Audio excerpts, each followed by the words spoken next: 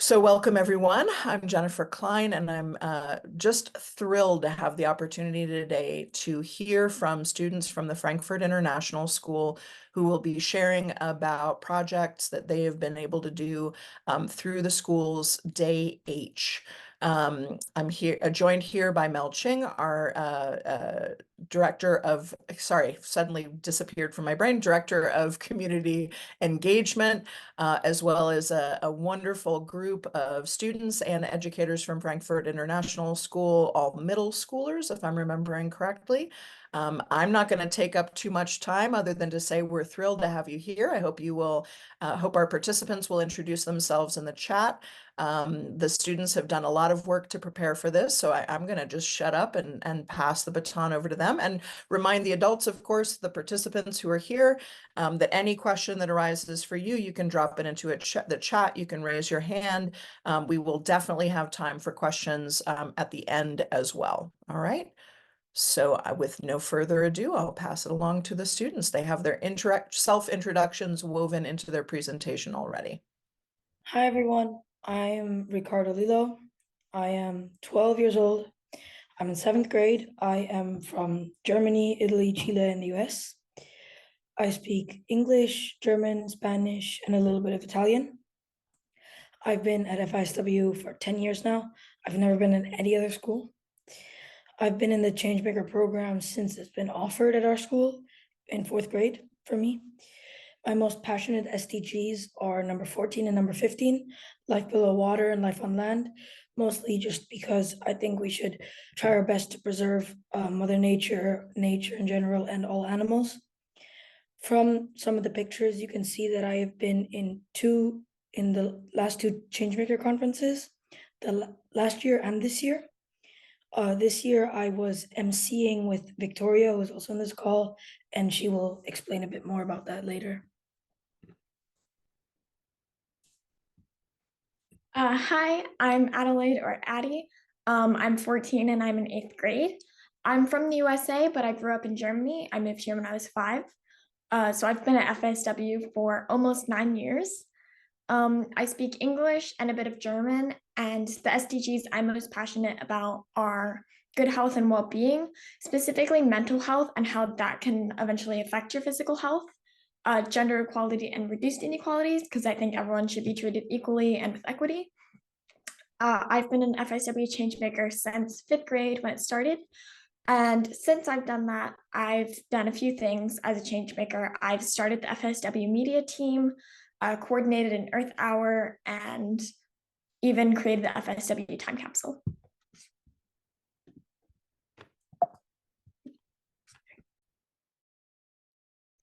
Hi everyone, my name is Vicky, or Victoria Lipska, and I'm 13 years old. I'm currently in 7th grade and I come from Poland and Slovakia. I speak English, Polish, Slovakian, German, and Spanish, and I was originally born in Poland, in Warsaw, and I lived there for half of my life. And when I was 7, we moved to Germany with my parents, and now I've been in FISW for almost 7 years. The SDGs that I'm most passionate about are 5, which is gender equality, 10, reduced inequalities, and 16, peace, justice, and strong institutions. I've done Changemaker workshops on all of these SDGs before. 5 and 10 was a workshop that I did together with Ricardo and Malika, and Ricardo was going to talk about this workshop a bit more in depth later. And I will talk more about my workshop that I did with my other friend, which was on SDG number 16. And unlike the others, I've joined Changemakers a bit more recently, which was when I just joined middle school. Hi everyone, I am Malika. I am in 8th grade and have been at FSW for 5 years. I am from Germany and Turkey, and I speak German, English, Turkish, and a little bit of Spanish. I have been in the FSW Changemaker program since 5th grade when the Jump Foundation started.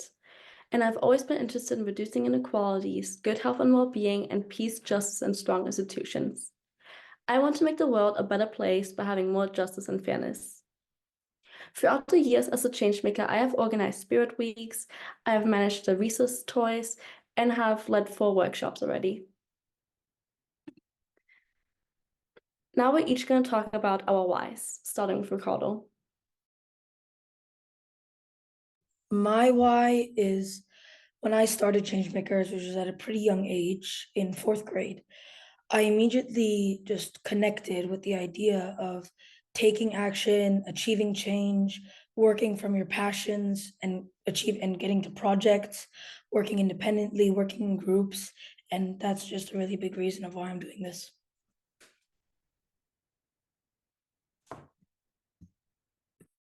I am interested in the Changemakers because I have the opportunity to take action based on my passions, which connects to the UN SDG goals shown here.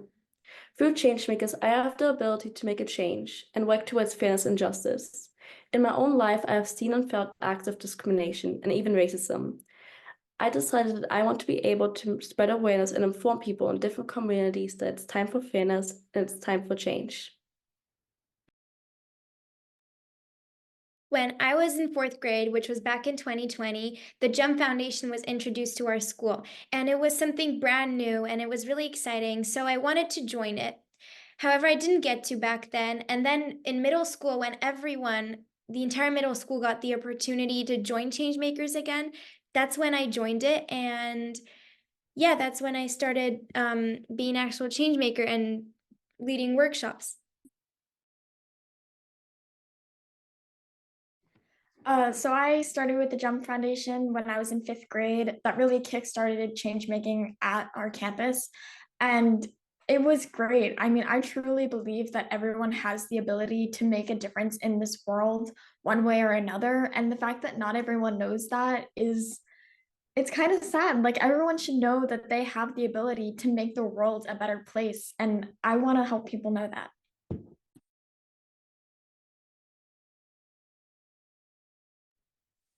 Like Vicky said before, the Jump Foundation came to our school in 2020. The Jump Foundation introduced us to many strategies like the iceberg, where you have the tip of the iceberg, which is events, and then you go lower and lower with patterns, underlying structures, and mental models. Another strategy we were introduced to was the sustainability compass, which we still use today. Students started joining junior changemakers a lot in 4th grade when the jump program came. Then the jump program continued and projects were happening all over the school.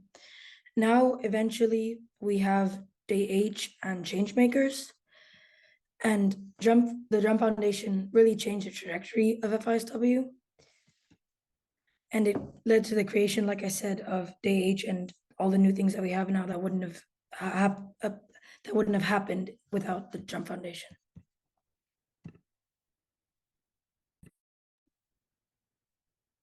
The Junior Changemaker program gives students the chance to speak up, share different ideas, and learn how to take action as a team.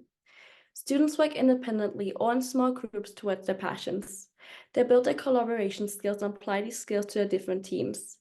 Through teacher-led workshops, we explore the compass points, which are nature, economy, well-being, and society. Using these compass points and connections to the SDGs, students have the chance to create, plan, lead workshops for grade 5 students. We presented our workshop in our campus Junior Changemaker Conference. We had our second conference this past November with 150 grade 5 students in attendance. Therefore, turn your passion into action. So we keep talking about turning your passions into projects or into action, like Malika said. And so what that really means is, or how we're able to do that is our campus or our school has an 8-day cycle. A through H, A, B, C, D, E, F, G days are normal days with, our classes and our electives and all that stuff. And then each day is a special day because after our first break, starting at 11 a.m., we have flex time. And that's time that we're allowed to choose our projects that we want to work on to make a difference. And we learn how to use our passions to make a difference and really learn what it means to make a difference. Day H is also a great opportunity for students to work with kids in other grade levels. And that's not only like middle schoolers working with other middle schoolers, but we've also had middle schoolers working with elementary schoolers, which is really great because a lot of people have ideas and want to work, but they don't have someone else to do it with, maybe because they're not in the same 3 grade levels. And so over on the right side, there's a few of the projects that are happening right now at our campus. At the top, we have Clarissa and Silas, both in 7th grade. They made a free library so that kids can bring in their old books to donate and share them with others. We have Francis and Lulu, both in 6th grade, who raised money to grow fruits and vegetables in our outdoor learning area by selling smoothies during lunchtime. There's Lego sorting or community service, which is students from any grade. And that's when kids don't have an idea. They can do stuff to help out teachers or look on the problem bank, which I'll talk about more on the next slide. There is a group, Demos and Marchin in 8th grade, Bora in 7th grade, and Antonio in 6th grade. A great example of one of our multi-grade level groups. And this was actually a project that they started last year that one of the students wasn't able to finish. So they're now working on it during day H. And there's Joanna in 6th grade who planned the middle school Big Night In, which is an event that we have for middle schoolers at our school because we don't really have dances. And so it's kind of just they come and we watch a movie and hang out. So I mentioned the problem bank, which is a living document that people can put in what they want to do on our campus, like their problem. And then other students can go and look at it and if they don't have an idea, they can say, oh, look, this teacher needs help building a shelf. I can do that today. And I mentioned that in my introduction, I started the FISW media team. And this is actually something from the problem bank. I didn't know what to do. And someone said they wanted a media team. And now every day H during our community assembly, we have a newscast saying all the great things that are happening at our campus. On this slide, I also have the continuum, which shows how owning it and planning it. And like, I had this idea and I want to do this. Here's my plan. Supporting it is, hey, do you need help with this? I can help you. And being informed in service, which would be like the community service Lego sorting when you just really don't know what to do. And this continuum is great because it shows that no matter how involved you are in a project, even if it's not like the one that you started, you're still a part of it and you're still helping make our campus a better place. And now we're going to show you some of the workshops we've made. In 7th grade, I created a workshop called Stand Against Judgment. I was inspired by my own personal experiences of judgment when I was younger and scared to stand up for myself. Therefore, I decided to teach 5th graders more about this topic so that they can be able to be brave and confident in their own bodies. I wanted them to know that at the end of the day, I believe that we are all the same. We all have warm blood, we all breathe the same air, we live under the same sky, and we all have the ability to make a change. Therefore, no one should be scared of anyone being in the way to stop them from stepping up and doing what's right. To structure and organize my workshop, I used the Changemaker planning organizer, like you can see here. For my hook, I explained a personal story of mine from the past about judgment for my audience to catch their attention. For my mini lesson, I taught the 5th graders about isms like racism and sexism, and the different ideas like race, gender plays a big role in judgments. For my call to action, I wanted the 5th graders to appreciate and spread awareness so that they know that they're perfect just the way they are, and then they don't have to change a single thing about themselves just because others tell them to. As we got to the end of my workshop, I wanted the students to reflect, and they wrote down some things they like about themselves, to be more confident and open-minded in their surroundings. This organizer helped me create my workshop and ensure that I included all parts needed to make it interesting and engaging for my audience. For example, to understand and connect to a topic, I needed an interactive learning, something they can visually see and do. Therefore, I made this pie brainstorm activity for the students to connect with. Each slide was a new idea of ism. The 5th graders had a sticky note to add to the slides they personally experienced or witnessed. Leading a workshop meant I had to learn some classroom management strategies. It was sometimes hard for me to get the fifth graders' attention due to the fact that I was also just a student and not a trained teacher. But as I led the workshop, the fifth graders began to see how important and necessary my topic was to them. The Junior Changemakers workshop was not only a great experience for me, but also taught me the importance of following a structure and how each step in the cycle is important. My participation in Changemakers has given me the confidence to self-advocate in different situations. It's not just adults who can make a difference. We young people can do just as much, and we all can step up and make a difference in the world.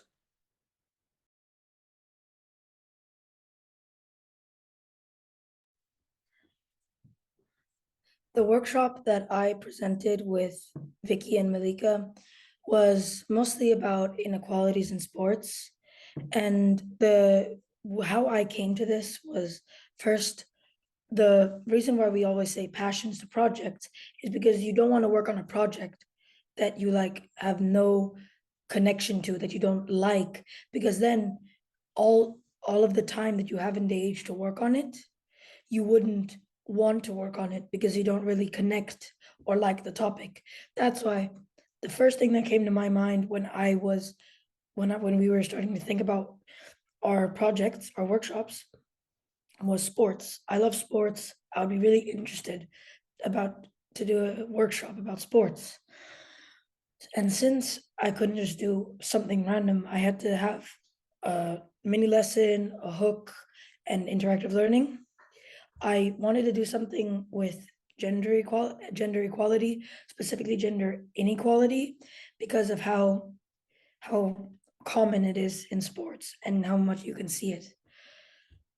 So then I decided to follow this path, and then I realized that Vicky and Malika had similar ideas. So then we joined together, and then we ended up with this workshop. Like Malika said, the one difficult thing about this was that we're not just trained teachers. We are just students, and this makes it much harder for fifth graders to listen to us.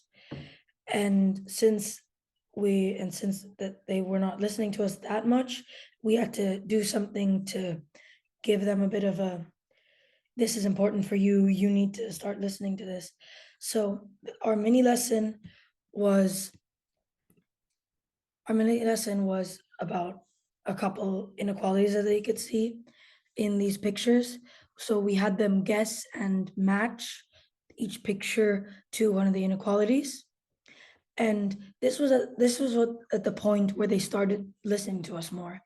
And then the interactive learning, how we could really show them how this would work, is we decided to play a bit of basketball. And of course, because this is an educational workshop, we can't just have them play basketball for no reason. So since our workshop was about inequalities, we decided to team them up in a team that they would think would be completely unfair. For example, the team that we did was boys versus girls. And the second that we did that, all the girls immediately said, no, this is so unfair. We're going to lose. No, no, no, no, no. But actually, what the workshop showed was really interesting. The first that we played this, we did 2 matches. The first time the girls won, and the second time the boys won. And both times, every single fifth grader had so much fun. And this just shows that no matter if you think you are too short or too tall to play a sport, you aren't the correct gender, even though that's obviously not correct, you're too young, your race, or even disabilities, all of that doesn't have to stop you from enjoying yourself and playing sports. And now, as the one last thing I wanted to say about is our workshop is our SDG connections. Before I talked about gender inequality. Reduced inequalities was obviously because we expanded more from just gender inequality. And then the third SDG, good health and well-being. This is also really important because, like I said before, no matter what you think or what inequality that you think can stop you from playing sports, that doesn't mean that you can't have the opportunity to keep yourself healthy and have a good well-being.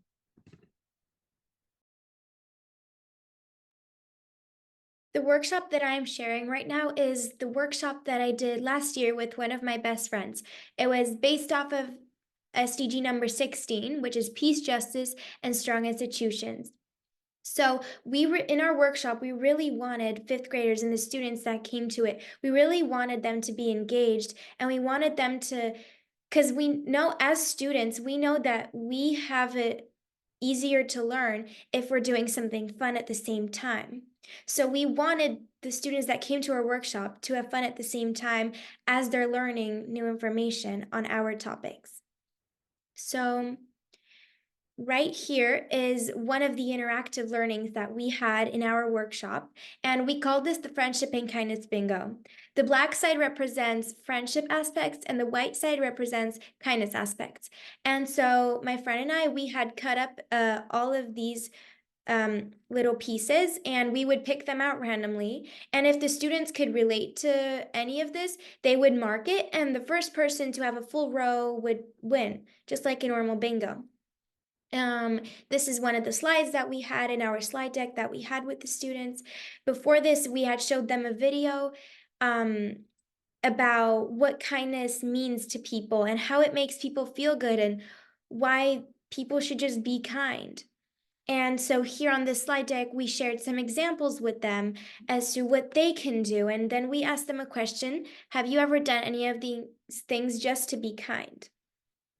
At the end of our workshops, we always had a call to action, which basically meant that all of the students would gather together and we would just talk about what ideas they have to take action and what they think they want to do to take the action based off of our workshop and how they can be kind to people in their own way.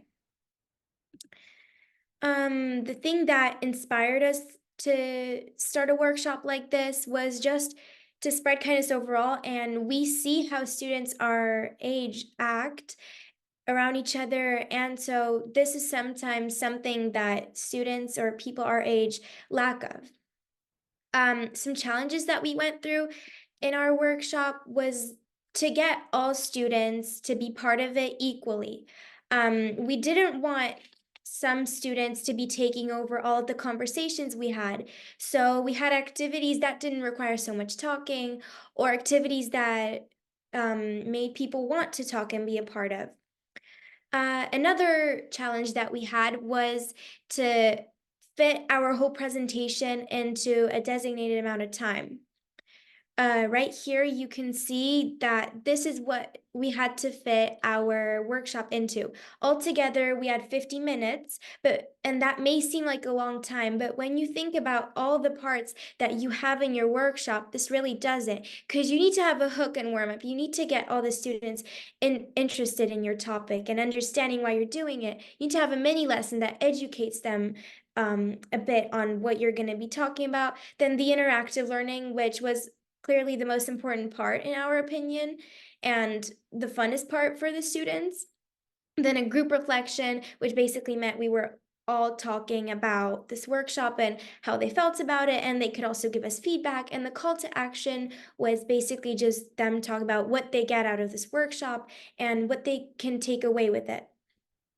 And obviously some parts were really long, and we had too many interactive learning. So we had to get rid of some or just take time from one part and put it into the other, because we had a lot to share, and we had a lot of learning that we collected during our process. We organized our workshops in planners, like digital ones, and in these kinds of planners during H Day, when we had flex time, we would basically just be writing ideas of what we can do on the workshops, and then we would be writing what we need to help us in our workshops, how much of it we need, and when do we need things, and basically just letting other people know what stage we're at and what we need from others. When we were preparing for our workshop, we had to practice many times because we couldn't just give the fifth graders a workshop that wasn't good. Because obviously it had to be a workshop that they had a reason to attend and that they should be glad that they signed up for it. And And what we as presenters and students that were leading these workshops, what we learned from the workshops were different perspectives that the students had on different kinds of topics that we were talking about. And it also just teaches us and helps us practice presenting in front of others and being more confident. And so now I'm also going to talk about how I was emceeing this year's Junior Changemakers conference together with Ricardo. Emceeing the conference meant that we were the ones that the students would see in the beginning. We were the ones who were welcoming them. So here on the side, you can see that emceeing the Junior Changemaker conference also took a lot of planning. So we spent H days, our flex time, we spent preparing our workshops and the fire starters, openings, and everything like that at the same time. So this was also a bit hard during the Junior Changemakers conference itself because we had to lead our workshop, but also in between every workshop, we had to go tell the students that their workshop is over and they need to go to their next one. And then we had to come back and present again. In between workshops, we also had fire starters, which meant we would be introducing guest speakers that came to our school to share about their experiences of H Day and Changemakers. And we would also be the people that for the fifth graders, we would be telling them the directions where they need to go, showing them their schedules and helping them if they need any help with anything before the workshops or after. So my workshop that I did last year was expression through art, mostly because I love art and I love self-expression.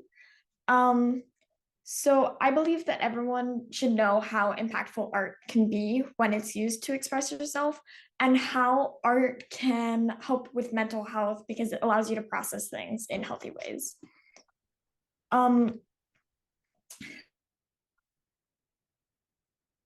To organize my workshop, though I had to adjust it a bit because I wanted to have more time for the interactive learning because we actually spent time to make some art using what we had learned in the mini lessons. So I had to move that around a bit. And yeah, I too struggled with the fact that the students were fifth graders and I was a seventh grader. And so it was kind of hard to make sure that they knew that I was the one running the workshop sometimes. But in the end, I think everyone really enjoyed it.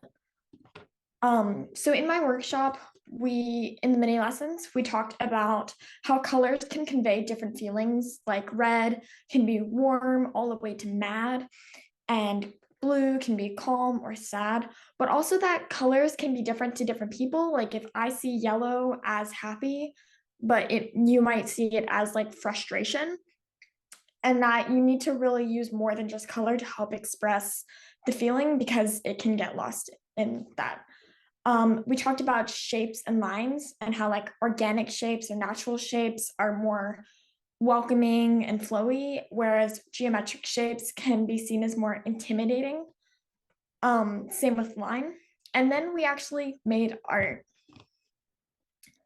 And then at the end, we reflected and we talked about, or they got into partners, and it wasn't actually them reflecting on their own art. They had a partner reflect on their art because it was really seeing how well you conveyed what you were trying to.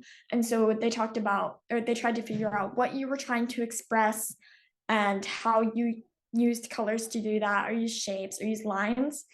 And they gave each other constructive feedback on saying, hey, you used this color and it kind of confused me. Maybe try adding some more warm colors to add the warmth. And in the end, everyone really enjoyed having a little mental break from all the stress they experience in their daily lives, because art shouldn't be a chore. It should be a freedom to relax and express yourselves. And I think in this workshop, they thought it was.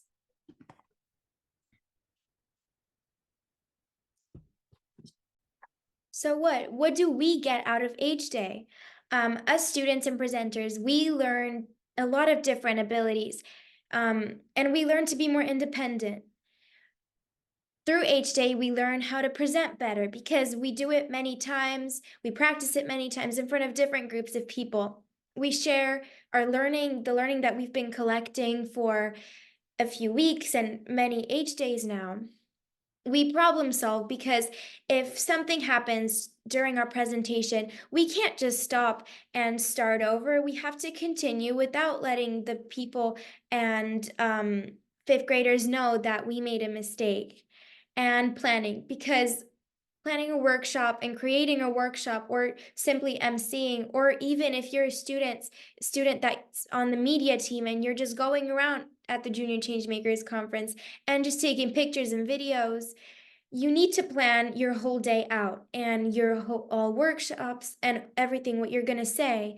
And this obviously takes many day ages because it's not very easy to do this. Our school has something called the Approaches to Learning. And the Approaches to Learning are a document that everyone in our school has access to. Here you can see them all. And this is what we use to reflect on everything we do. This could be on just classwork, whether it's on our portfolios where we put our learning and what we do in different classes, or whether it's our Junior Changemakers conference or workshop, or just what we did that day. Some of the ATL skills that we were using during the Junior Changemaker conference or just the process overall were speaking, because like we said, we were presenting in front of different people, so we are talking to them. And reflection, because after every workshop or everything you do, you have to reflect on learning and what you did that day.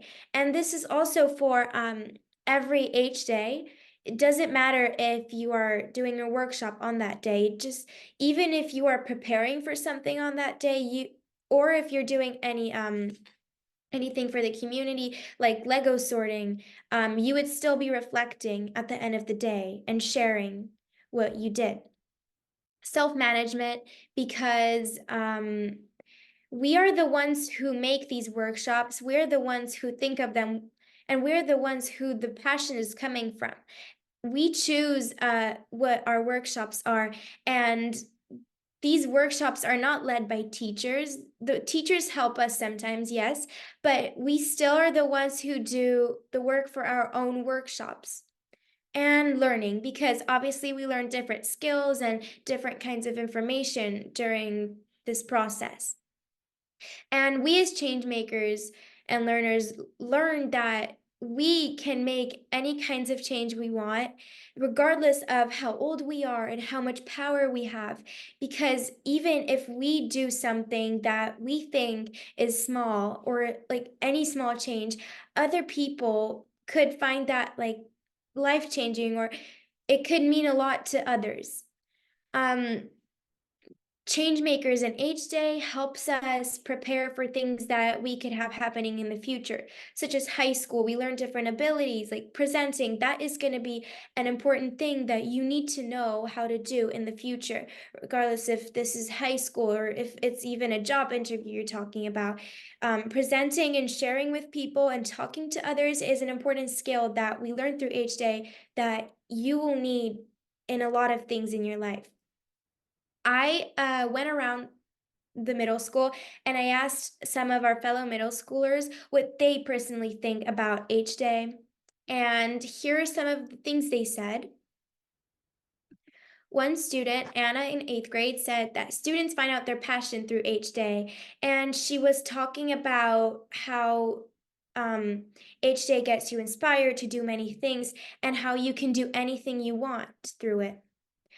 Oliver in 7th grade was talking about following your own passions and turning them into projects as well, but he was also talking about community service and how helpful Day H can be to your community, and what you can do through H Day.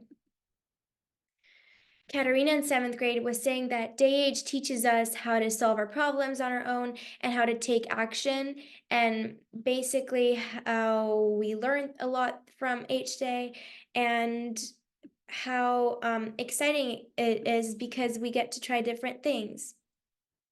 And Paul was talking about having freedom and time management available because this is us doing the project, and This is us leading the workshops.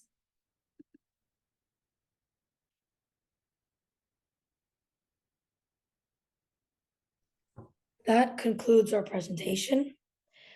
Thank you for listening, and we will try our best to answer any of your questions.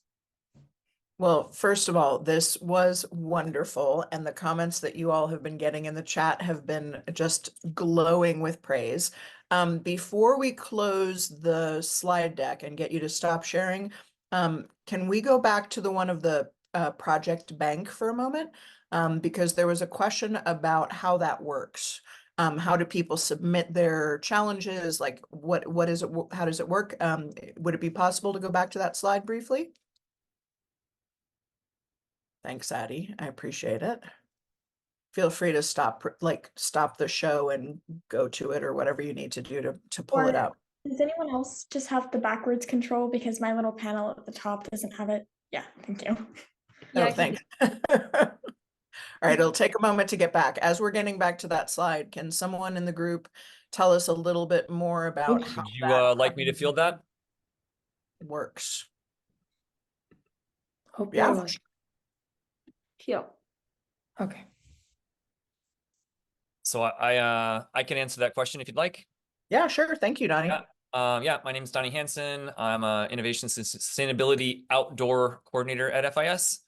Kind of in the background of all this happening. So a problem bank sometimes is generated through DT departments. Our FIS larger member at FISO, Oberzel, they use it in DT, which is design technology, to operate basically clients through empathy through their design problems using in design tech. So it would generally be build ideas. We need building solutions to authentically have students in design from anywhere from middle school all the way up to high school to be solving larger problems using not only tools in that, but also having a client. That empathy impact is the empathy component's really large. We took the same component of that and kept it still problem bank. We do have we call it design for change versus a DT class, a design for change class, which deals with the problem bank also. But we added the idea of the community service, as Addie, I think, so eloquently said. We then put it on a continuum to feel that everyone has connected. And then that it's managed then through a form. We have a Google form or a Google school. So then people can fill out a form, and then it basically populates. And then we generally manually then kind of keep connected on what's in there and then take things in and out. And that becomes a resource, as Eddie, I think, said too, that they could go to when they are looking for things to do that they don't come up with themselves. Thank you. Love it. Love it. Thank you so much for explaining that. Addie, let's go ahead and stop sharing screen so that we can see all of your smiling faces and get to some questions.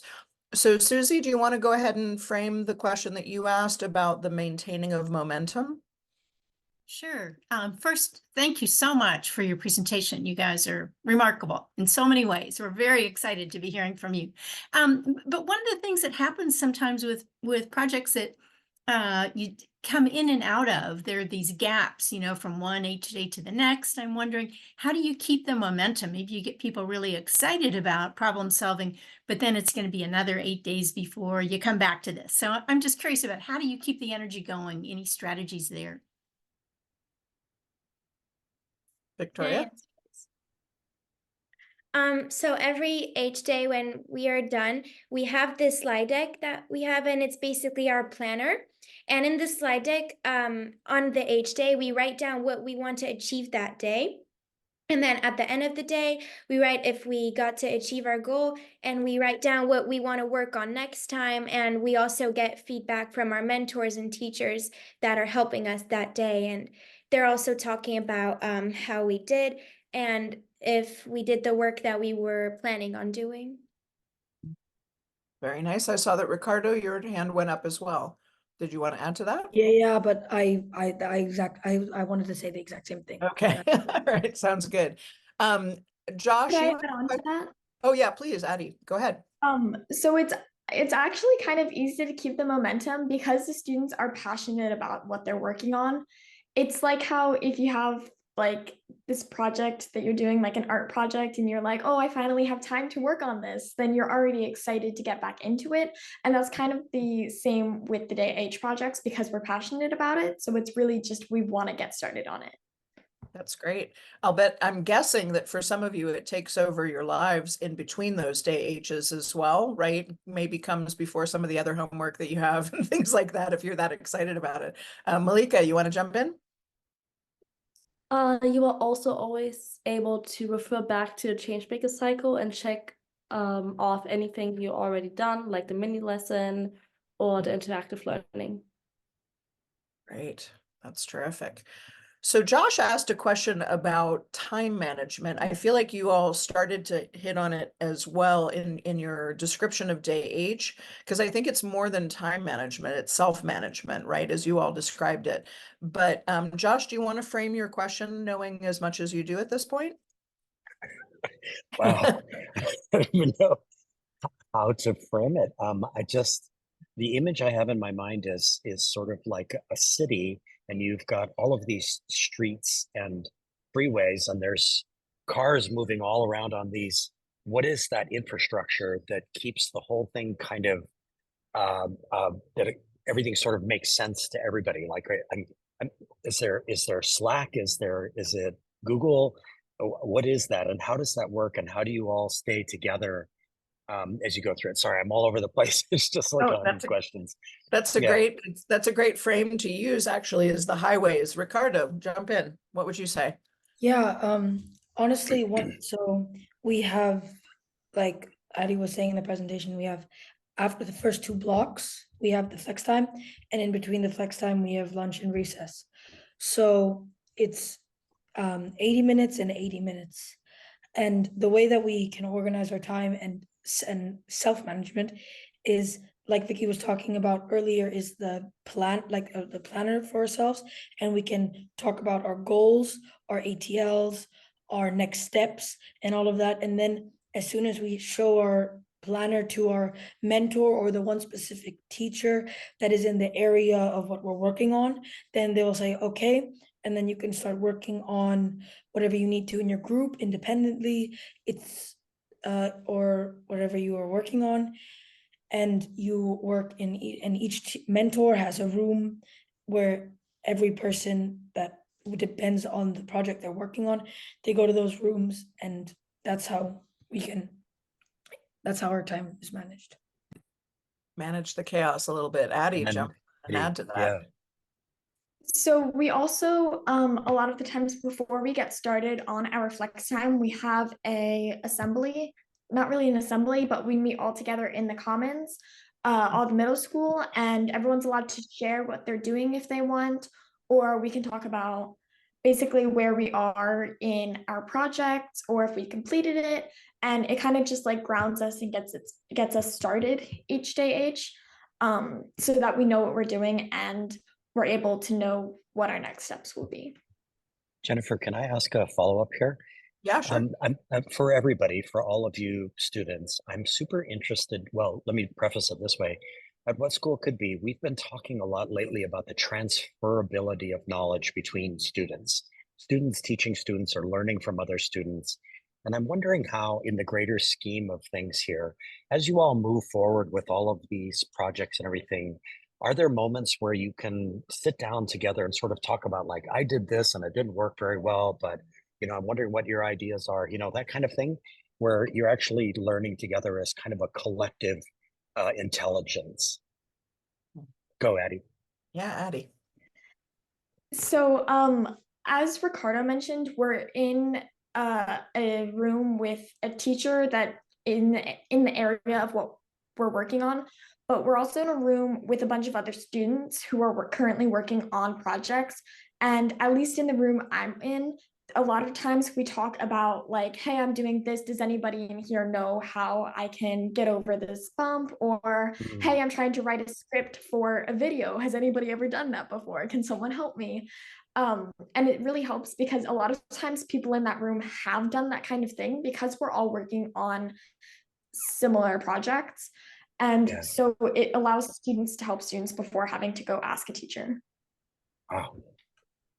Love that. Love that. Yeah, gives me goosebumps thinking about that, Jennifer. Wow. Yeah, definitely. Yeah. Ricardo. Yeah. Yeah, and as Addie was talking about in the presentation, the continuum, instead of maybe you want to, instead of, if you don't have an idea, own it and plan it, you can support it. And that is also one of the other major ways how we talk to each other, and how like one person could support a group, and then that would be like the one thing that they were missing for their project. So Right. that's also another way of how we support each other. Right, got it. Thank Love you. that. And do you have community partners woven into this, folks from outside the school who are supporting on things that teachers maybe don't have as much background in? Yeah, Victoria. Or Vicky, sorry. This would be depending on what project you're doing, because there are some students in our school who are doing a project that's connected to an animal shelter. And so I know that tomorrow, because tomorrow we have H Day again, tomorrow they are gonna go visit an animal shelter. And their process to visiting an animal shelter means that they have to first ask teachers for permission.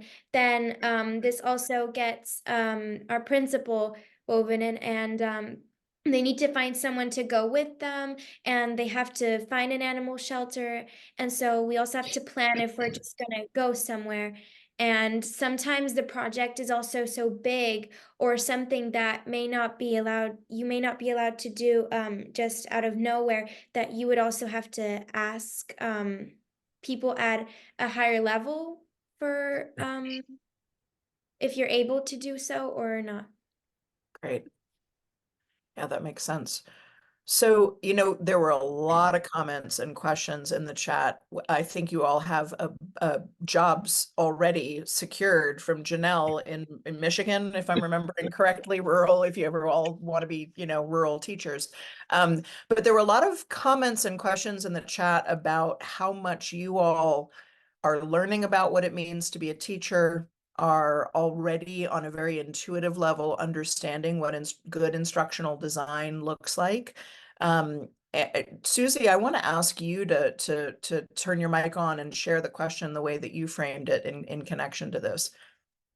Sure. As you were all describing the process that you go through, the steps and the time that you put into your workshops, and then leading those workshops and having to focus on student engagement, it just made me wonder if it's made you a little bit more of a critical consumer of your own education.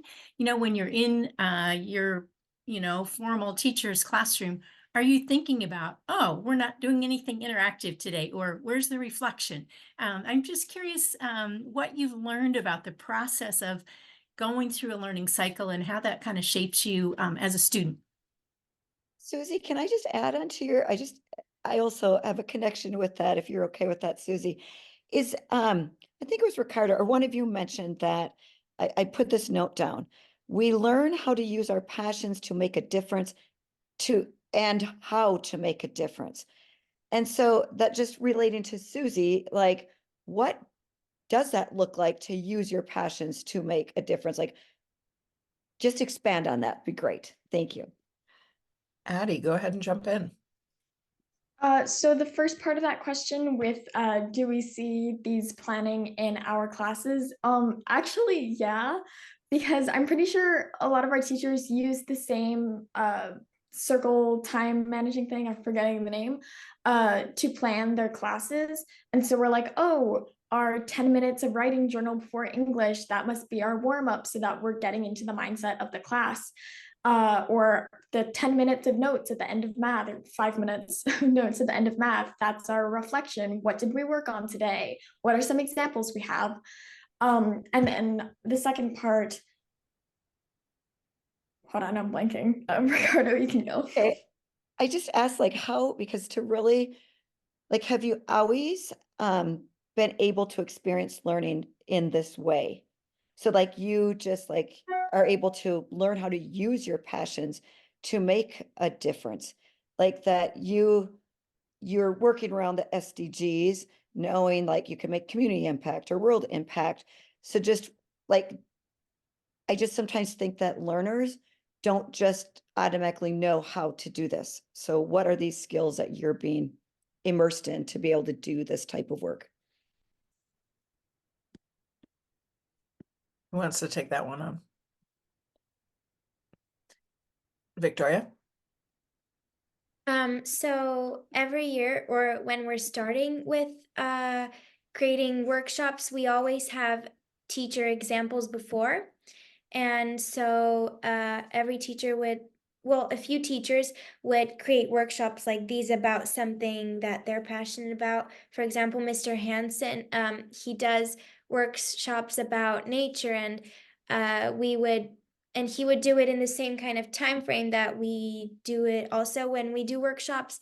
For example, like we would watch, we as a hook, we would look at pictures, and then interactive learning, we would take pictures outside. And yeah, we learned this because the teachers at our school, they also show us examples of workshops, and yeah, they show us how we can do it. I love this line of thinking too. It seems to me that in a lot of ways you all are now much more aware of the moves that teachers are making and why, because you've been in that driver's seat yourselves, right? So now you're like, oh, that must be right. Ricardo. Yeah, I just wanted to expand a bit on what Vicky said. If I remember correctly, like always the first few days, we go, like Vicky said, we go to workshops made by teachers in the same time frame. And they specifically ask us to try to find what is what, like what is the hook, what is the mini lesson, what is interactive learning. And then we can use those as examples, or if we're drawing a blank when we're trying to make the workshop, we can use that to help us make our workshops better. Love that. Love that. Now I saw the nervous grimaces of Shannon and Christina when this question was posed. So I want to make sure I give the teachers a moment if you wanted to jump in a little bit around that sort of intuitive instructional design and you know how it feels from your end of the spectrum to be watching students learning these things or helping students with these things. Would either of you like to jump in? Is this a nose goes moment? It was more of a grimace because you're like, I don't know what they're gonna say. Okay. No, they nailed it, so that was okay on my end. Excellent. I was going to Excellent. say, I guess overall, I think it's exuding, I think from every one of these students, there is empowerment.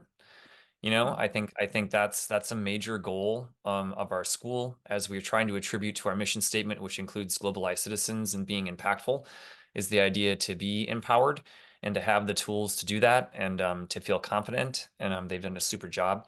And then I mean, I know that a lot of people probably want to look at the more granular level behind all this and how that's all set up, which we can do at some point. But I would think, yeah, they did a great job. But yeah, I think it's a very proud. I mean, I think I forgot. I'll go over here, Josh. Yeah, I think Josh's point. Yeah, it is like watching, and you know, when you watch an anthill, you know, you might assume from the outside that it's disorganized, but you realize that it's not. That everything has a reason. It takes flexibility in your staffing. It takes flexibility in your mindset. It takes growth mindset, and it takes a community of communication from all levels. I think our vice assistant superintendent's on here too. It's top down and it's inspirational. Yeah. So it is many systems incorporated into each other.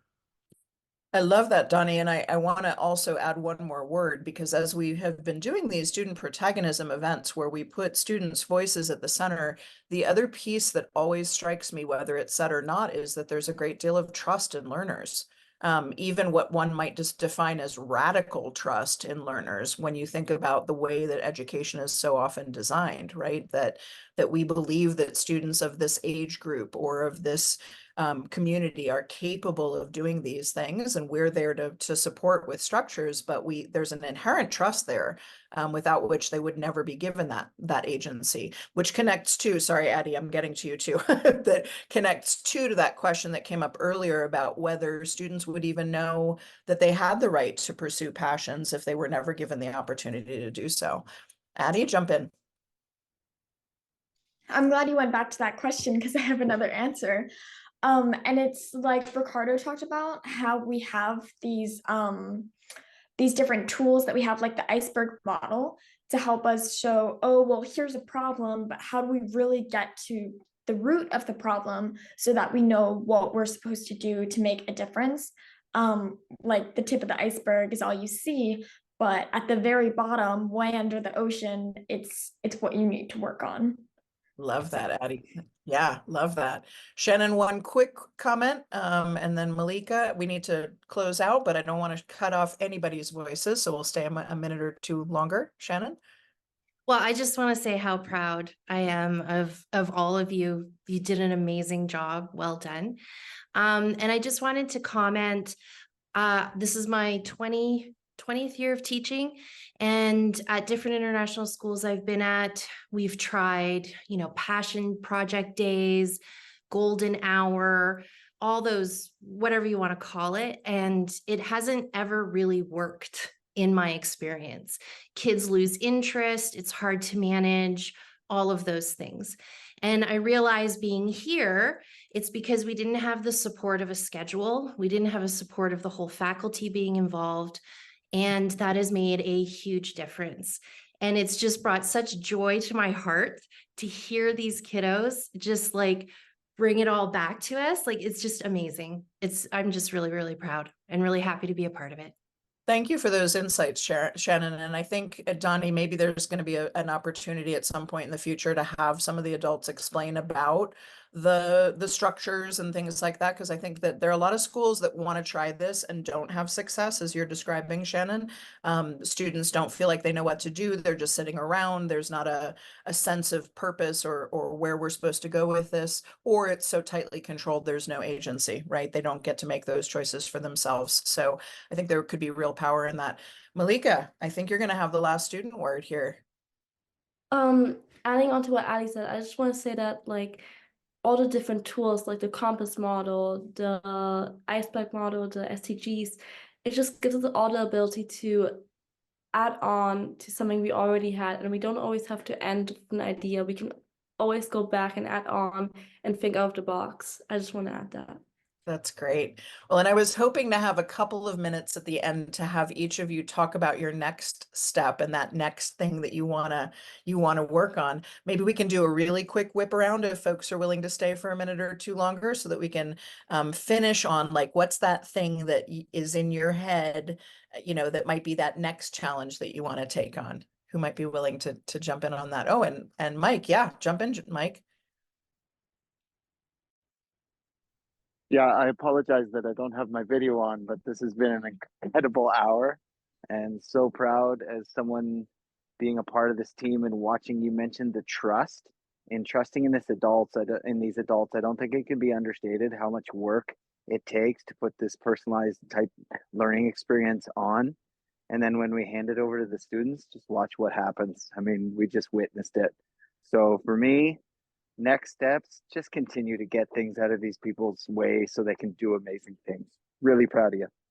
Love that answer. Love that answer from their administration, right? Get some of those obstacles out of the way so this can happen.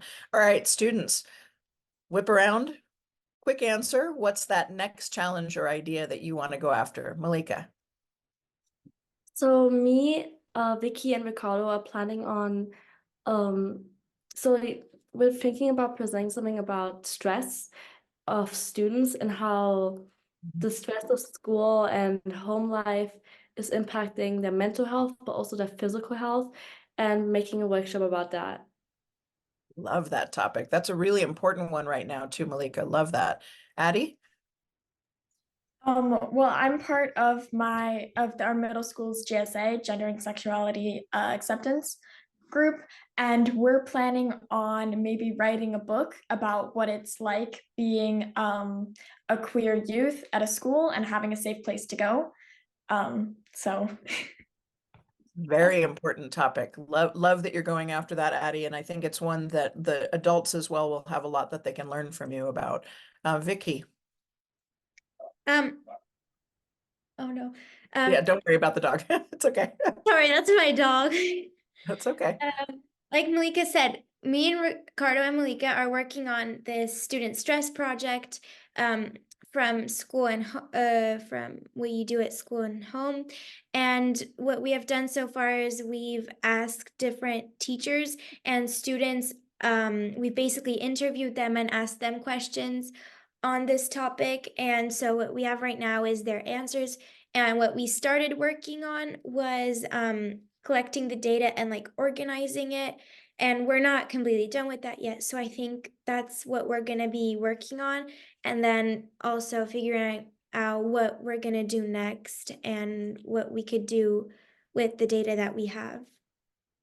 Excellent. Thank you, Vicky. And Ricardo, I don't want to end without hearing your voice one last time. Anything else you're excited about with this new project? I mean, yeah, Vicky and Malik and we've been working on this for 2 or 3 days now, and it's looking like it's going to be a pretty good workshop. We can obviously use the knowledge that we have now from 2, or Malika, I think, has even more Changemaker workshops under her belt, and we can use the knowledge to make this one of like our best workshop that we've done. Excellent. Excellent. Thank you all so much. What a powerful, powerful project example. I mean, really, this was extraordinary. We're so excited to have had the chance to hear from you. I want to just mention that Mel has posted in the chat a bunch of our upcoming events, including one that we will have with older students from FIS as well as several other schools, talking about the way that this Changemaker conference, student-run conference, has been spreading all over Europe and Eastern Europe. So we're really excited for that next week. And we also have a student protagonism event coming up with students from Marymount School in New York. So thank you all for being here. Come back and see more student events. Students, go change the world. We're amazed. We're excited that it's in your hands. We're inspired, and we trust you. And so thank you all for being a part of this wonderful event. Have a wonderful evening in Europe and day in the Americas. Thanks again.